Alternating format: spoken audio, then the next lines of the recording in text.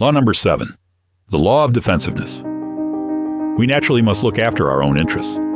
We also want to feel that we are independent, doing our own bidding. That is why when others try to persuade or change us, we become defensive and resistant. People have a perception about themselves that we shall call their self-opinion. There are 3 qualities to people's self-opinion that are nearly universal. I am autonomous, acting of my own free will. I am intelligent in my own way. And I am basically good and decent.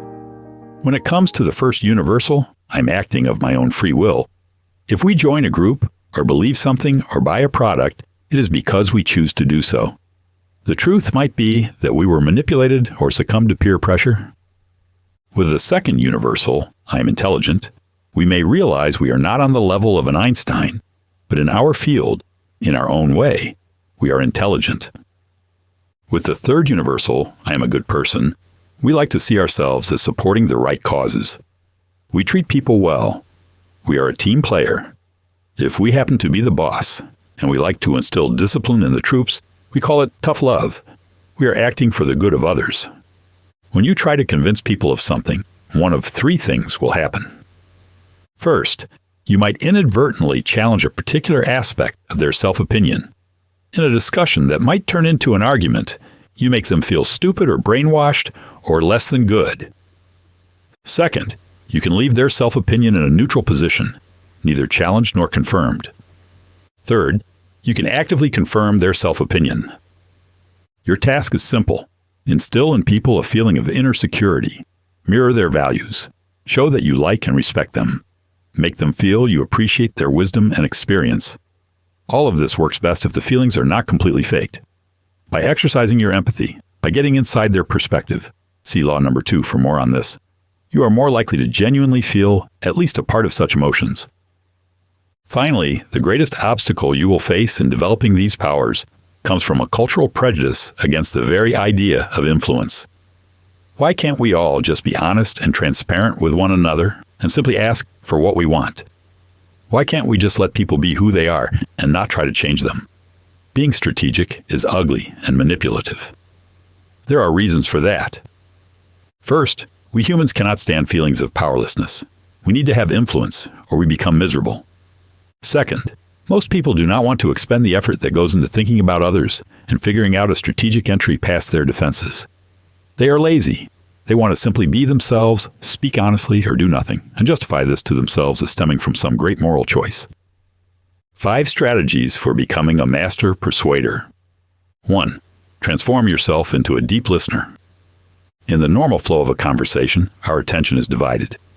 We hear parts of what other people are saying in order to follow and keep the conversation going. At the same time, we're planning what we'll say next, some exciting story of our own. Or we are even daydreaming about something irrelevant. The reason for this is simple. We are more interested in our own thoughts, feelings, and experiences than in those of the other person. Think of it this way. Each person you encounter represents an undiscovered country full of surprises. Pay attention to their nonverbal cues. You will see their eyes light up when certain topics are mentioned. You must guide the conversation in that direction. People will become chatty without realizing it. Almost everyone likes to talk about their childhood, their family, the ins and outs of their work, or some cause that is dear to them. 2. Infect people with the proper mood. As social animals, we are extremely susceptible to the moods of other people. This gives us the power to subtly infuse into people the appropriate mood for influencing them. If you are relaxed and anticipating a pleasurable experience, this will communicate itself and have a mirror-like effect on the other person. One of the best attitudes to adapt for this purpose is one of complete indulgence. You do not judge other people, you accept them as they are. Many studies on nonverbal cues have demonstrated the incredible power that a simple touch of people's hands or arms can have in any interaction, making them think positive things about you without their ever being aware of the source of their good opinion. 3. Confirm their self-opinion. Autonomy. They must choose to do whatever it is you want them to do, or they must at least experience it as their choice. When giving people gifts or rewards as a possible means of winning them over to your side, it is always best to give smaller gifts or rewards than larger ones. Large gifts make it too apparent that you are trying to buy their loyalty, which will offend people's sense of independence. Some might accept large gifts out of need, but later they will feel resentful or suspicious. Smaller gifts have a better effect. People can tell themselves they deserve such things and are not being bought or bribed. In fact, such smaller rewards spread out over time will bind people to you in a much greater way than anything lavish. Intelligence. When you disagree with another person and impose your contrary opinion, you are implying that you know better, that you have thought things through more rationally. People challenged in this way will then naturally become even more attached to their opinions. You can prevent this by being more neutral. Goodness. In our daily thoughts, we constantly comfort ourselves as to the moral nature of our actions. If we are employees of a company, we see ourselves as good team members. In general, we do not like to see ourselves as selfish and narrowly focused on our own agenda. If you need a favor from people, do not remind them of what you have done for them in the past. Instead, remind them of the good things they have done for you in the past. This will help confirm their self-opinion. Yes, I am generous. And once reminded, they will want to continue to live up to this image and do yet another good deed. Allay their insecurities. Everyone has particular insecurities about their looks, their creative powers, their masculinity, their power status, their uniqueness, their popularity, etc.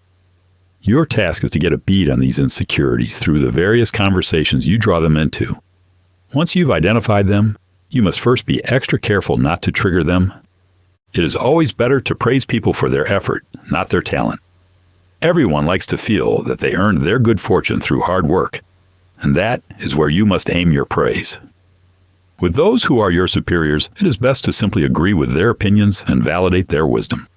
Flattering your boss is too transparent. Never follow up your praise with a request for help or whatever it is you are after. 5. Use people's resistance and stubbornness. Some people are particularly resistant to any form of influence. They are most often people with deeper levels of insecurity and low self-opinion. They will do the opposite of what people suggest. The best thing to do is to play a game of mental judo with them. In judo, you do not counter people's moves with a thrust of your own, but rather encourage their aggressive energy, resistance, in order to make them fall on their own. Here are some ways to put this into practice in everyday life. Use their emotions. The idea is not to counter people's strong emotions, but to move with them and find a way to channel them in a productive direction. Use their language. When you use people's words back at them, it has a hypnotic effect. How can they not follow what you suggest when it is exactly the words they have used? Use their rigidity. People often won't do what others ask them to do because they simply want to assert their will. If you heartily agree with their rebellion and tell them to keep on doing what they're doing, it now means that if they do so, they are following your advice, which is distasteful to them. They may very well rebel again and assert their will in the opposite direction, which is what you wanted all along, the essence of reverse psychology. The flexible mind, self-strategies. Just as the body tightens with age, however, so does the mind. Let us define the ideal state of the mind as one that retains the flexibility of youth, along with the reasoning powers of the adult. Such a mind is open to the influence of others. And just as you use strategies to melt people's resistance, you must do the same on yourself, working to soften up your rigid mental patterns. When it comes to the ideas and opinions you hold, see them as toys or building blocks that you are playing with. Some you will keep, others you will knock down, but your spirit remains flexible and playful. Law number 8. Change your circumstances by changing your attitude. Each of us sees the world through a particular lens that colors and shapes our perceptions. Let us call this lens our attitude. The attitude that we carry with us throughout life has several roots. First, we come into this world with certain genetic inclinations toward hostility, greed, empathy, or kindness. Second, our earliest experiences and attachment schemas, see law number 4, play a large role in shaping the attitude. We internalize the voices of the mother and father figure. Equally important are the experiences we have outside the family as we get older. When we love or admire someone, we tend to internalize a part of their presence, and they shape how we see the world in a positive way. This could be teachers, mentors, or peers. Although attitudes come in many varieties and blends, we can generally categorize them as negative and narrow or positive and expansive. Your task is twofold. First, You must become aware of your own attitude and how it slants your perceptions. You can see it in how you judge people once they are out of your presence. Are you quick to focus on their negative qualities and bad opinions? Or are you more generous and forgiving when it comes to their flaws? Are you quick to forget or gloss over any mistakes on your part? Do you instinctively blame others for any bad things that happen to you? Second, view your health as largely dependent on your attitude. Feeling excited and open to adventure, you can tap into energy reserves you did not know that you had. The mind and the body are one, and your thoughts affect your physical responses. People can recover much more quickly from illness through sheer desire and willpower. The constricted, negative attitude. Life is inherently chaotic and unpredictable. The human animal, however, does not react well to uncertainty. People who feel particularly weak and vulnerable tend to adopt an attitude toward life that narrows what they experience so that they can reduce the possibility of unexpected events. The following are the 5 most common forms of the constricted attitude. The hostile attitude. Some children exhibit a hostile attitude at a very early age. They interpret weaning and the natural separation from parents as hostile actions. Other children must deal with a parent who likes to punish and inflict hurt. Such types generally have career problems, as their anger and hostility frequently flare up. This gives them something else to complain about and a basis on which to blame the world for being against them. The anxious attitude. These types anticipate all kinds of obstacles and difficulties in any situation they face. What they really fear is losing control of the situation. Their solution is to limit what can possibly happen, to narrow the world they deal with. This means limiting where they go and what they'll attempt. Once outside their comfort zone, the home or the relationship they dominate, they become unusually fretful. The avoidant attitude.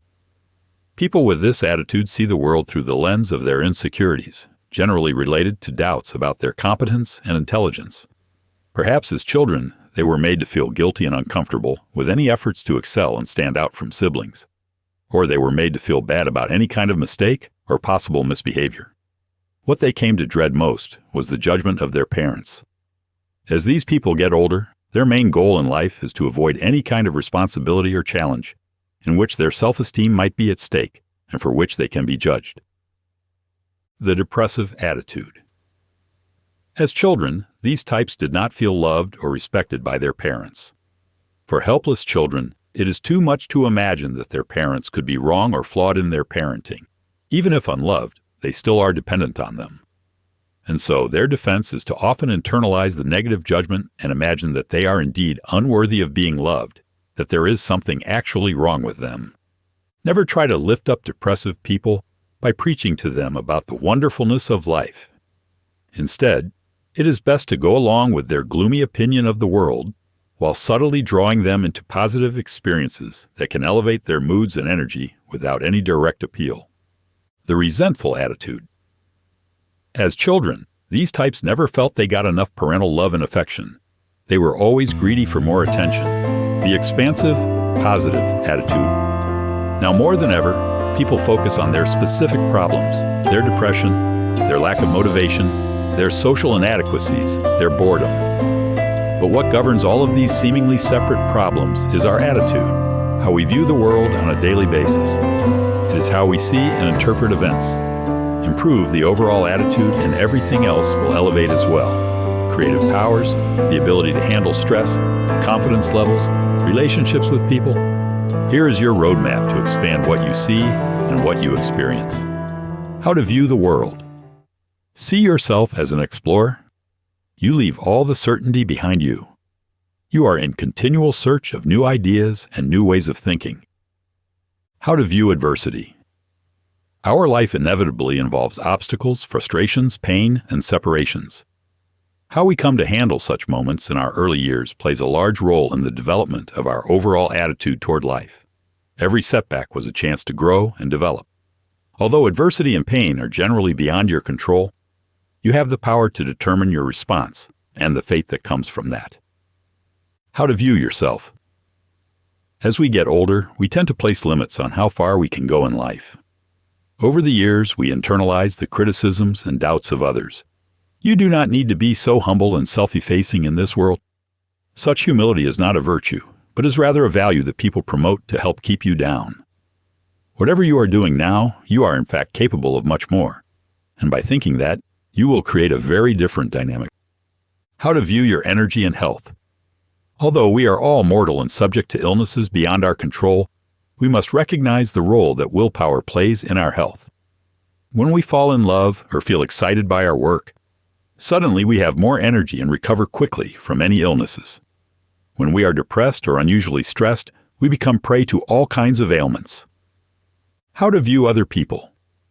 First, you must try to get rid of the natural tendency to take what people do and say as something personally directed at you, particularly if what they say or do is unpleasant.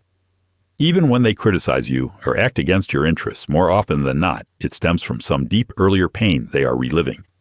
You become the convenient target of frustrations and resentments that have been accumulating over the years.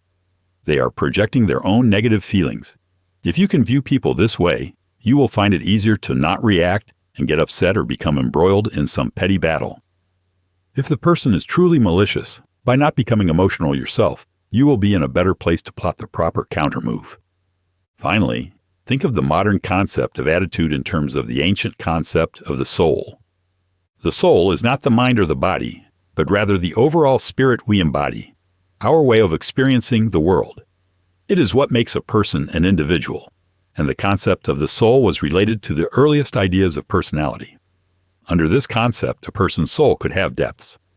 Some people possessed a greater degree of this spiritual force, had more of a soul. Others had a personality lacking in this force and were somewhat soulless. Law number 9.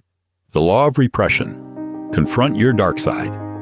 The dark side of your character is called the shadow, which consists of all the qualities people try to deny about themselves and repress. The shadow lies buried deep within, but it becomes disturbed and active in moments of stress, or when deep wounds and insecurities are triggered. It also tends to emerge more as people get older. When we are young, everything seems exciting to us, including the various social roles we must play. But later in life, we tire of the masks we have been wearing, and the leakage is greater.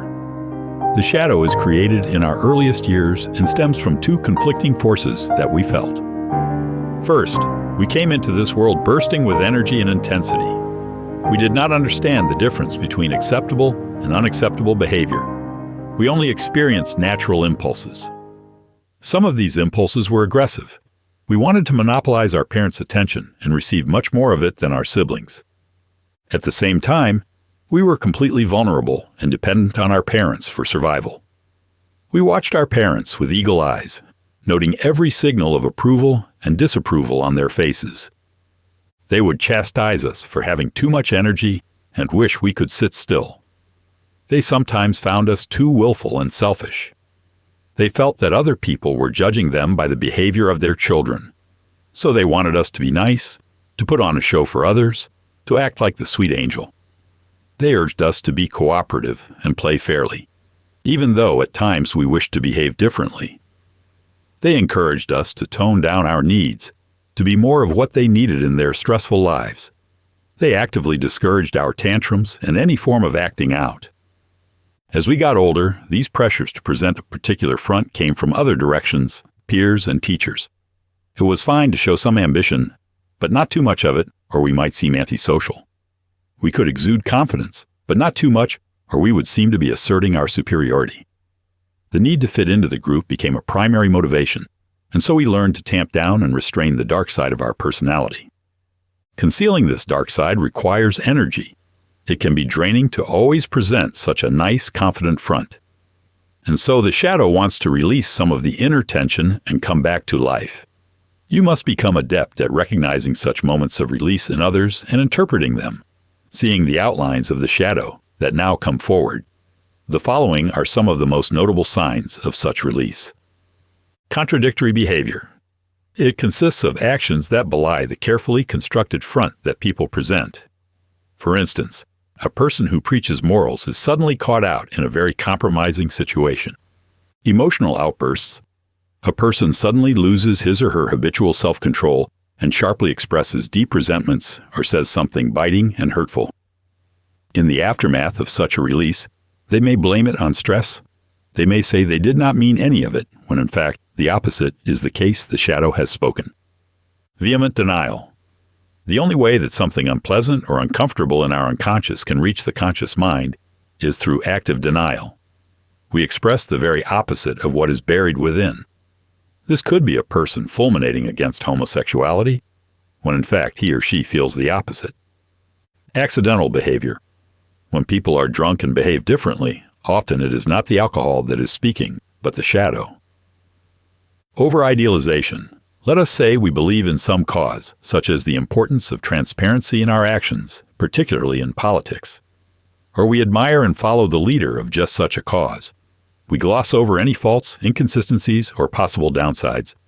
We see everything in black and white terms. Our cause is moral, modern, and progressive. The other side, including doubters, is evil and reactionary. Projection. We cannot admit to ourselves certain desires for sex, for money, for power, for superiority in some area, and so instead we project those desires onto others. For instance, we accuse another person in some conflict of having authoritarian desires. In fact, we project our desires on them, the integrated human. In the course of our lives, we inevitably meet people who appear to be especially comfortable with themselves. They display certain traits that help give this impression. They are able to laugh at themselves. They can admit to certain shortcomings in their character, as well as to mistakes they have made. What such people signal to us is a greater authenticity. If most of us have lost a lot of our natural traits in becoming socialized adults, the authentic types have somehow managed to keep them alive and active. The following are 4 clear and practical steps for achieving this. See the shadow. Look deeply at your tendencies to project emotions and bad qualities onto people you know, or even entire groups. Look at moments in your youth, late teens, early 20s, in which you acted in a rather insensitive or even cruel manner. When you were younger, you had less control of the shadow, and it came out more naturally, not with the repressed force of later years. Look at your dreams as the most direct and clear view of your shadow. Embrace the shadow. Your natural reaction in uncovering and facing up to your dark side is to feel uncomfortable and maintain only a surface awareness of it. Your goal here must be the opposite, not only complete acceptance of the shadow, but the desire to integrate it into your present personality. Explore the shadow. Consider the shadow as having depths that contain great creative energy. You want to explore these depths, which include more primitive forms of thinking and the darkest impulses that come out of our animal nature. Show the shadow. First, to follow the latter path, you must begin by respecting your own opinions more and those of others less, particularly when it comes to your areas of expertise, to the field you have immersed yourself in. Second, get in the habit in your daily life of asserting yourself more and compromising less. Third, start caring less what people think of you. You will feel a tremendous sense of liberation. Fourth, realize that at times you must offend and even hurt people who block your path, who have ugly values, who unjustly criticize you. Use such moments of clear injustice to bring out your shadow and show it proudly. Fifth, feel free to play the impudent, willful child who mocks the stupidity and hypocrisy of others. Law number 10. The law of envy. Every time a friend succeeds, I die a little. Gore Vidal. We humans are naturally compelled to compare ourselves with one another. We are continually measuring people's status, the levels of respect and attention they receive, and noticing any differences between what we have and what they have. For some of us, this need to compare serves as a spur to excel through our work. For others, it can turn into deep envy, feelings of inferiority and frustration that lead to covert attacks and sabotage. It is most likely to crop up among friends or your peers in the same profession. Signs of envy. Micro-expressions. Envy is most associated with the eyes. The root of the Latin word for envy, invidia, means to look through, to probe with the eyes like a dagger. The early meaning of the word was associated with the evil eye, and the belief that a look could actually convey a curse and physically harm someone. With this look, the corners of the mouth will often be turned down, the nose in a sneering, somewhat upturned position, the chin jutting out. Poisonous praise. Let us say you have completed a project, a book, a film, some creative venture, and the initial response from the public is quite positive. Enviers will make a comment praising the money you will now be making, implying that that is the main reason you have worked on it. Or they will praise something once you have lost it. A job, a house in a nice neighborhood, a spouse who has left you. That was such a beautiful house. What a shame. Backbiting. If people like to gossip a lot, particularly about common acquaintances, you can be sure they will gossip about you. And gossip is a frequent cover for envy, a convenient way to vent it by sharing malicious rumors and stories. In any event, serial gossipers do not make loyal and trustworthy friends. The push and pull. Enviers often use friendship and intimacy as the best way to wound the people they envy. Through the closeness they establish, they are able to gather material on you and find your weak points. Suddenly, after your emotions are engaged, they criticize you in pointed ways. The criticism is confusing, not particularly related to anything you have done, but still you feel guilty. They then return to their initial warmth. The pattern repeats. You are trapped between the warm friendship and the occasional pain they inflict. Envier types. The leveler. They have fragile egos. Those who have achieved things in life make them feel insecure. They are highly sensitive to feelings of inferiority. Their main goal is to bring everyone down to the same mediocre level they occupy. The self-entitled slacker. They maintain their position through charm and being political, rather than by getting things done. They are very prone to envying and hating those who work hard and get results. They will slander and sabotage you without any warning. The status friend. You will notice such friends by the questions they ask about how much money you make, whether you own your home, what kind of neighborhood it's in, whether you occasionally fly business class, and all of the other petty things that they can use as points of comparison. Don't be fooled by their driving an older car or dressing shabbily. These types will often try to assert their status in the opposite direction, by being the consummate monk, the idealistic hippie, while secretly yearning for the luxuries they cannot get through hard work. If you are around such types, try to downplay or conceal what you have that might trigger envy. The attacher. They find a way to attach themselves as friends or assistants to those who are successful and powerful. They may admire their boss for some qualities, but deep down they believe they are entitled to have some of the attention he or she is getting without all the hard work. These types have a trait that is quite common to all enviers. They lack a clear sense of purpose in their life. See Law 13 for more on this. They do not know their calling. They could do many things, they think, and often try different jobs. They wander around and feel empty inside. The insecure master. Holding a high position tends to increase their insecurities, which they are careful to conceal. Secretly, they doubt whether they are worthy of the responsibility. They look at others who might have more talent, even those below them, with an envious eye. They secretly envy your youth, your energy, your promise, and the signs of your talent. Even worse, if you are socially gifted and they are not. Envy triggers. The most common trigger is a sudden change in your status, which alters your relationship to friends and peers. When discussing your success with others who might envy you, always emphasize or play up the element of luck. If you find yourself under an envy attack, your best strategy is to control your emotions. It is much easier to do this once you realize that envy is the source. The envier feeds upon your overreaction as material to criticize you, justify their actions, and entangle you in some further drama. At all costs, maintain your composure. If possible, get some physical distance as well. Fire them, cut off contact, whatever is possible. Do not imagine you can somehow repair the relationship. Your generosity in trying this will only intensify their feelings of inferiority. They will strike again. Envy is more prevalent now than ever before, largely because of social media. Through social media, we have a continual window into the lives of friends, pseudo-friends, and celebrities. And what we see is not some unvarnished peek into their world, but a highly idealized image that they present. We see only the most exciting images from their vacations, the happy faces of their friends and children, accounts of their continual self-improvement, the fascinating people they are meeting, the great causes and projects they are involved in, the examples of success in their endeavors. Beyond envy.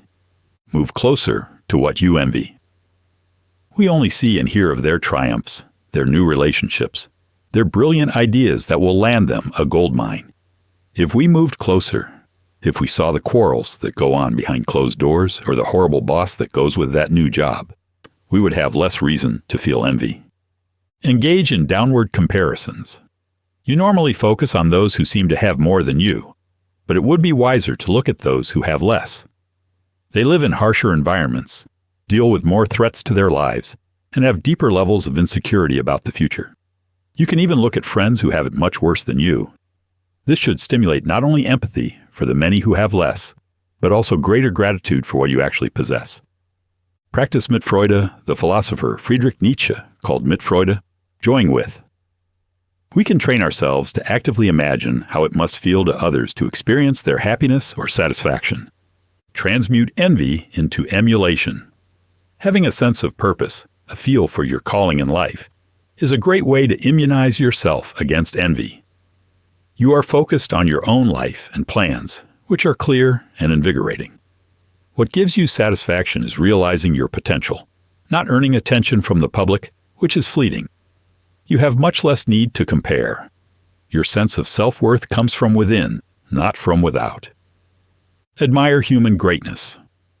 In recognizing the greatness of someone, we are celebrating the highest potential of our species. We share the pride that comes from any great human achievement. Such admiration elevates us above the pettiness of our day-to-day life and will have calming effect. Finally, it is worth cultivating moments in life in which we feel immense satisfaction and happiness divorced from our own success or achievements. This happens commonly when we find ourselves in a beautiful landscape, the mountains, the sea, a forest. We do not feel the prying, comparing eyes of others, the need to have more attention or to assert ourselves. We are simply in awe of what we see, and it is intensely therapeutic. If you want more summarized books, make sure to hit that subscribe button so you never miss an upload. Law number 11. The law of grandiosity. We humans have a deep need to think highly of ourselves. If that opinion of our goodness, greatness, and brilliance diverges enough from reality, we become grandiose. We imagine our superiority. Often, a small measure of success will elevate our natural grandiosity to even more dangerous levels. Your task is the following. After any kind of success, analyze the components. See the element of luck that is inevitably there, as well as the role that other people, including mentors, played in your good fortune. This will neutralize the tendency to inflate your powers. With success, you must raise your vigilance. Wipe the slate clean with each new project starting from zero. Try to pay less attention to the applause as it grows louder. See the limits to what you can accomplish and embrace them, working with what you have. Don't believe bigger is better. Consolidating and concentrating your forces is often the wiser choice. The power you will build up in this slow and organic way will be more real and lasting. The following are 5 basic principles that are essential for attaining the high level of fulfillment that can come from this reality-based form of grandiosity. Come to terms with your grandiose needs. You need to begin from a position of honesty. You must admit to yourself that you do want to feel important and be the center of attention. Only with this self-awareness can you begin to transform the energy into something practical and productive. Concentrate the energy. You want to get into the habit of focusing deeply and completely on a single project or problem. You want the goal to be relatively simple to reach, and within a time frame of months and not years. You will want to break this down into mini steps and goals along the way. Your objective here is to enter a state of flow, in which your mind becomes increasingly absorbed in the work, to the point at which ideas come to you at odd hours. This feeling of flow should be pleasurable and addicting. Maintain a dialogue with reality. You must actively search for feedback and criticism from people you respect or from your natural audience.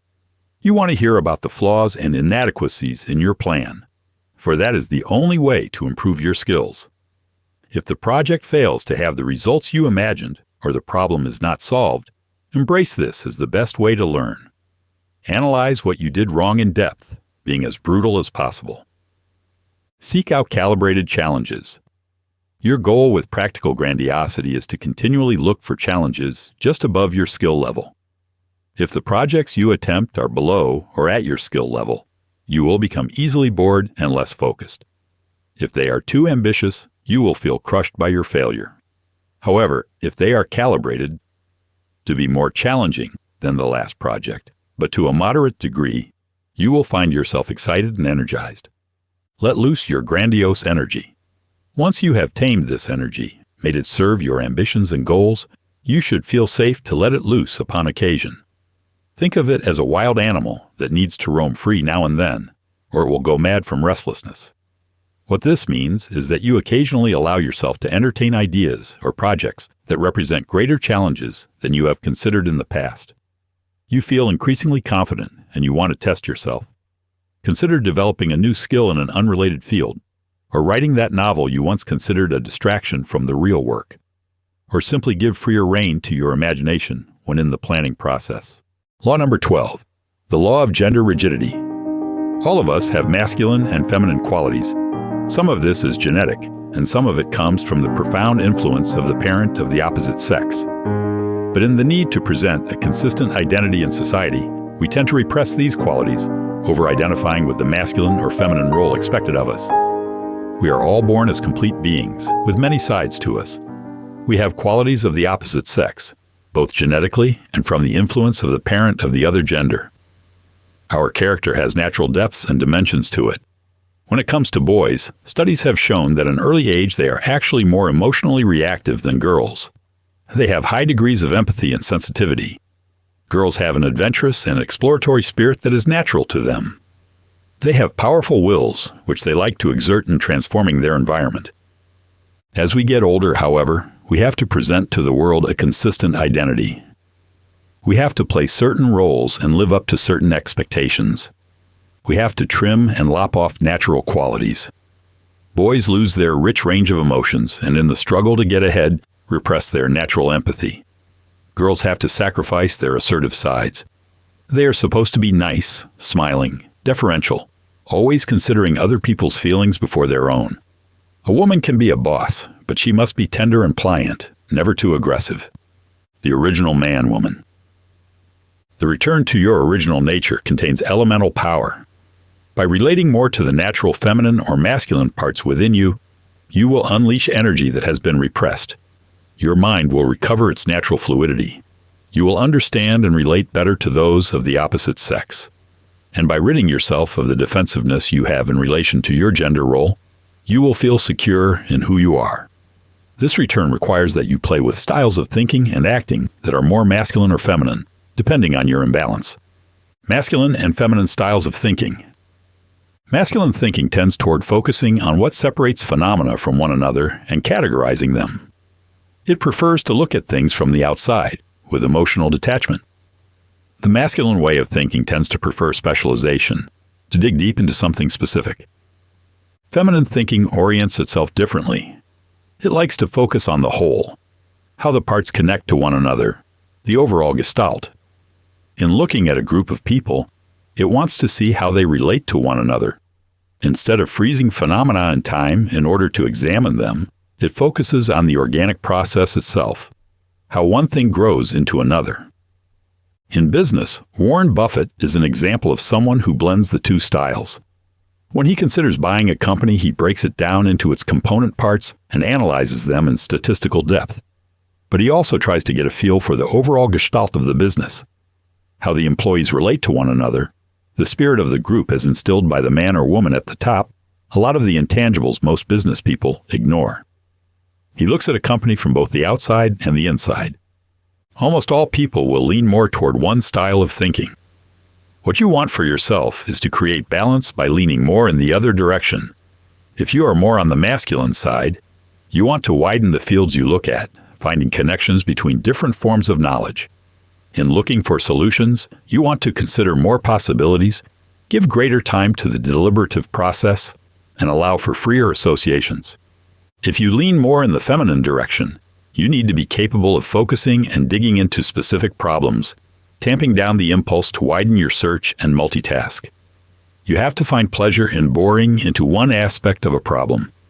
Masculine and feminine styles of action. When it comes to taking action, the masculine tendency is to move forward, explore the situation, attack, and vanquish. If there are obstacles in the way, it will try to push through them. This desire aptly expressed by the ancient military leader Hannibal, I will either find a way or make a way. Solutions for those with the aggressive masculine inclination balance would come from training yourself to step back before taking any action. For balance, always try to consider the interdependent relationships you are involved in and how each group or individual will be affected by any action. If you find yourself blocked in your career later in life, you must learn the power of withdrawing and reflecting on who you are, your needs, your strengths and weaknesses, your true interests before making any important decisions.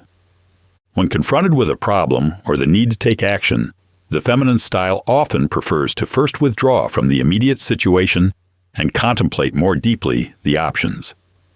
It will often look for ways to avoid the conflict, to smooth out relations, to win without having to go to battle. Solutions those with the feminine style, it is best to accustom yourself to various degrees of conflict and confrontation, so that any avoidance of it is strategic and not out of fear. Drop the need to always consider the other side's feelings. Sometimes there are bad people who need to be thwarted, and being empathetic only empowers them. You need to be comfortable saying no and turning people down. Masculine and feminine styles of self-assessment and learning. When men make mistakes, they tend to look outward and find other people or circumstances to blame. Men's sense of self is deeply tied to their success, and they do not like to look inward if they fail. This makes it difficult to learn from failures. For those with the masculine style, when it comes to learning and improving yourself, it is best to reverse the order, to look inward when you make mistakes, and to look outward when you have success. For women, it is the opposite. When there is failure, they tend to blame themselves and look inward. If there is success, they are more prone to look at the role of others in helping them. In your daily encounters, try to drop or minimize your emotional responses to events and see them from a greater distance. You are training yourself to not take things so personally. Masculine and feminine styles of relating to people and leadership. Men form hierarchies and punish those who fall out of line. They are highly status conscious, hyper-aware of their place in the group. Leaders will tend to use some element of fear to keep the group cohesive. The feminine style is more about maintaining the group spirit and keeping the relationships smoothed out, with fewer differences among individuals. It is more empathetic, considering the feelings of each member and trying to involve them more in the decision-making process. Finally, look at it this way. We are compelled by nature to want to move closer to what is feminine or masculine, in the form of an attraction to another person. But if we are wise, we realize we are equally compelled to do so inwardly. For centuries, men have looked to women as muses, sources of inspiration. The truth is that the muse, for both genders, lies within. What is most beautiful in virile men is something feminine. What is most beautiful in feminine women is something masculine. Susan Sontag. If you want more summarized books, make sure to hit that subscribe button so you never miss an upload.